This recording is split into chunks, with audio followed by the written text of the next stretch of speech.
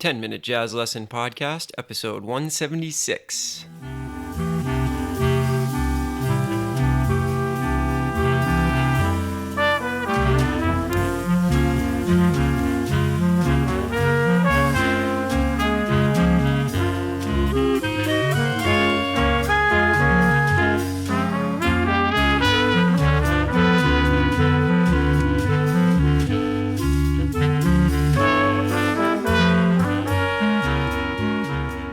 Hey everybody, welcome back to episode 176 of the 10-Minute Jazz Lesson Podcast.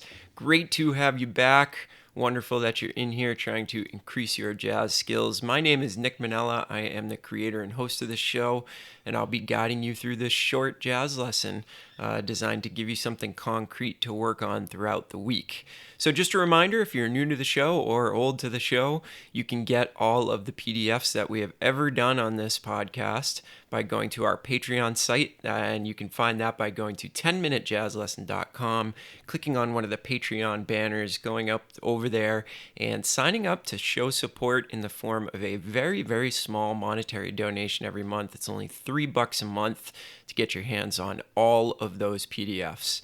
And I want to thank some new people that have joined up this week. Thank you to Stephanie, Virginia, and Pat. Thank you guys so much for signing up to becoming members of the 10-Minute Jazz Lesson family. We hope you're getting a lot out of your membership so far. So remember, 10minutejazzlesson.com, click on one of the Patreon banners, and that will bring you over there to get signed up. All right, we've got another Lick of the Month episode this month coming at you, and this one's going to be a little bit different. Usually I pick an instrumentalist who plays a single-line instrument, and we go over a piece of vocabulary. But this week, I wanted to sort of revisit that episode that I did a while ago about playing piano voicings in a linear fashion. And we're going to look at possibly one of the best piano players who's ever lived, Herbie Hancock. And I took these voicings from his playing with Dexter Gordon on the tune As Time Goes By. And I've been studying this transcription a little bit, and there's just some really, really cool voicings. So let me sort of explain why I did this. I think if you look at piano voicings, you can get some great new ideas for lines.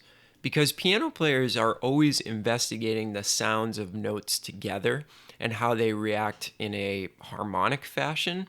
But if you take these voicings and you sort of dissect them and you turn them into arpeggios to play on your instrument, you can come up with some really cool new material, and it sort of stretches your ears and stretches the boundaries of what you would play on a single line instrument. And instead of looking at just what people on our instrument are doing or people that play similar instruments to us, it just gives you a whole new framework and can really train your ears to hear some new things and possibly just think about intervals and the way you're putting together your lines in a whole new light. I think the intervallic relationships are some of the most interesting when I look at these piano voicings, because there's no set interval pattern when you look at a really, really fantastic player. There's all these intervals that are kind of mixed up together in these voicings, and starting to mix intervals both wide and narrow can really revolutionize your sound. So let's dive right in. So what I've done on the PDF is I've written out the block voicing first, and then after I've written out that block voicing, I've separated it into a single eighth note line so that you can hear how interesting it sounds when we play one note after another. So here's what we're going to do. I'm going to play the voicing for you. I am going to sort of explain what's going on, and then we're simply going to play the root way down low on the piano, and I'm going to let you hear the single line stuff that I have extracted from the voicing after that. So let's dive right in. I've got four really interesting voicings for you here. So we're going to start with the way that Herbie Hancock voices just a regular D7 chord. So let me actually play that chord for you first. Then we'll talk about the notes that are contained in the voicing, and then we'll hear those notes spread out over the course of a couple measures. So here's Herbie Hancock's first voicing. This is over just a regular D7 chord. Check it out.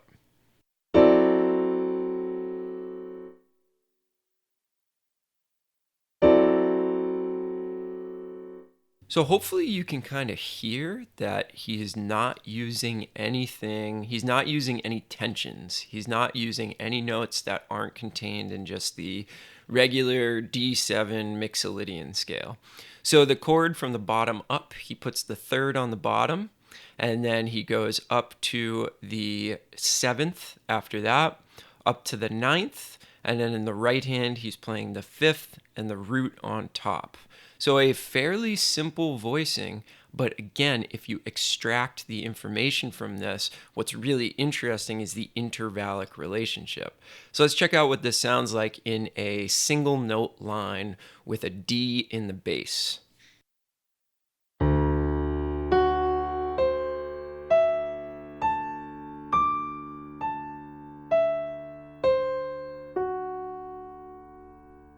So I really like that because if you notice, it's a lot of fourths and fifths. So the first interval is a fifth, the second interval is a third, then he jumps up a fourth, then he jumps up another fourth. So piano voicings are great because piano players do like to use a lot of fourths in their voicings, especially a piano player like Herbie Hancock from the period of time that this is from.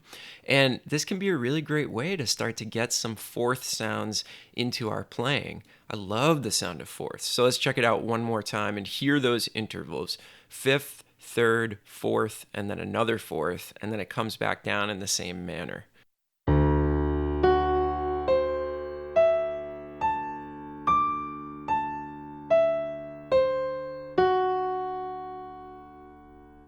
Love that voicing because it covers a lot of ground too, which is something that I think sometimes when we play horns or instruments like that, that seems to be really tough for us, but don't be afraid of it. Don't be afraid of it.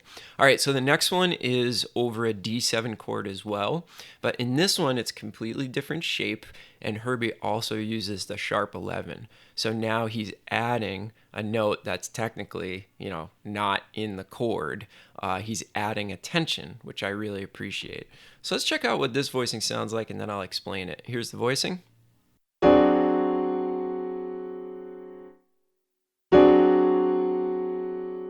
Okay, so let's go over the notes. So the bottom note is the third, then he jumps up to the seventh, then he plays the root, then on top of that, he plays the third again, then the sharp 11 is on top of that, right next to it, so the G sharp is right on top of that, and then the root is on top. So there's a lot of kind of redundant notes, and is a real great mixture of wide intervals and narrow intervals in this particular one. That's what I really appreciate about this. So let's check out what the arpeggio sounds like as a single note line on this particular one.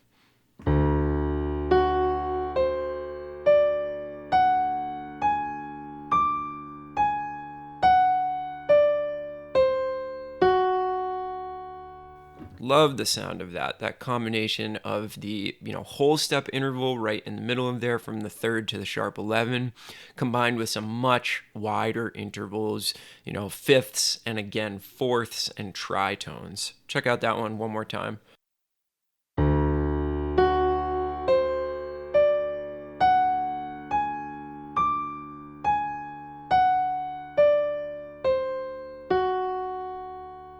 So that's a fantastic one, and we can get the sound of the sharp 11 into our playing using that one. All right, the next one is a C sus voicing, and this is a really interesting one. We went over some sus chord stuff in an episode a little while back, so this is going to give us a little bit of insight into Herbie's sort of conception on what notes to use over a sus chord. So here is his voicing.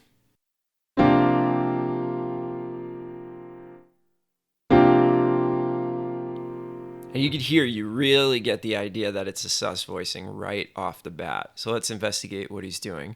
So he's playing the root on the bottom, then he is jumping up to the fourth, and then from the fourth, he's jumping up to the seventh. Then he has root, 9, 4, and 5. So again, this is a fantastic voicing where he has wide intervals on the bottom and then very narrow intervals on the top. And this is a really great arpeggio when we spread it out. So let's check out what this one sounds like.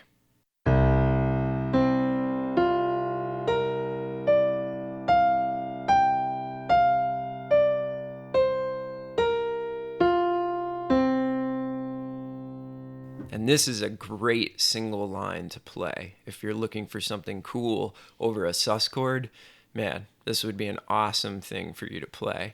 So you'll notice on the bottom, it's 3 stacked fourths, C to F to B flat.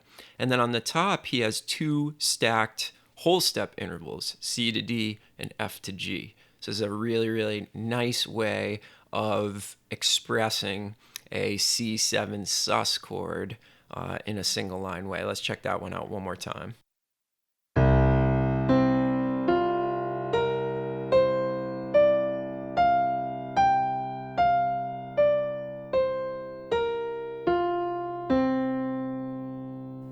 Great sus voicing.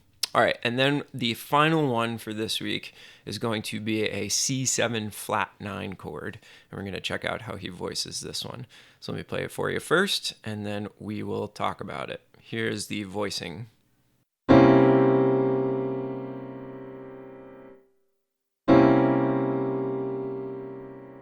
And the reason I picked this one is because he has this great cluster of notes on the top of it. So let's go note by note. So he's playing the root, then he's playing the 5th, then the 7th, then he's playing the root right above the 7th, then the flat 9, and then the 3rd, all right in a row. So we've got this cluster of notes on top that goes root, flat 9, 3. That sound right there. I love that sound. It's a fantastic way of introducing a lot of tension into it. So let's check out what the arpeggio sounds like on this one.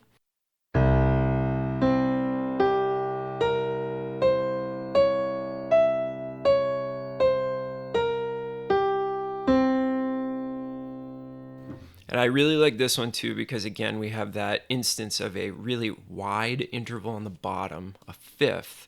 And then once we get above that 5th, we're playing very narrow intervals, even whole steps and half steps above that. Check out what this one sounds like again.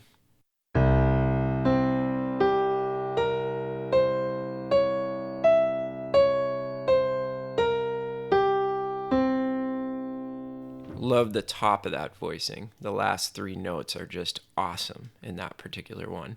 So how are you going to practice this stuff? That's really the question, right? Well, what I would do is I would sit down at a piano, I would put down the pedal, and I would play roots. I would play, the lowest root I could, maybe play roots in octaves, and then play the arpeggio above that. And just start to let it get into your ears. Maybe as you're playing the arpeggio, you're saying in your head, like, what note of the chord that is. So for instance, that last one, I play the roots, and then I'm playing saxophone, but in my head I'm thinking 1, 5, 7, 1, flat 9, 3, and then I'm going back down. Another fantastic thing to do would be to try to sing these. And that's going to be really, really hard. That's going to be way more challenging than playing them on your instrument, obviously. But that could possibly be one of the best things that you can do. Because with these wide intervals, you're really going to have to be able to find that pitch, find whatever particular pitch is happening in the voicing, and be able to accurately just kind of pluck that out of nowhere. All right. So if you have any questions about any of this stuff, definitely drop me a line in the 10-Minute Jazz Lesson community Facebook group, or you can shoot me an email, 10minutejazzlesson@gmail.com. You're definitely going to want to get your hands on the PDF for this episode. So remember, just go to our website, 10minutejazzlesson.com.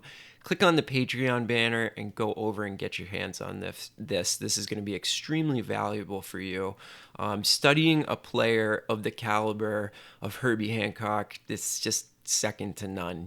There's nothing better that you can do to get some of these ideas. I hope this pushes you forward a little bit, maybe makes you think about vocabulary in a different way, and just opens up some new doors for you in terms of your intervallic playing and just looking at things from a new angle. All right. Hope you enjoyed the episode. We will see you next week with some brand new stuff. Have a great weekend, everybody, and we'll talk to you soon. Bye.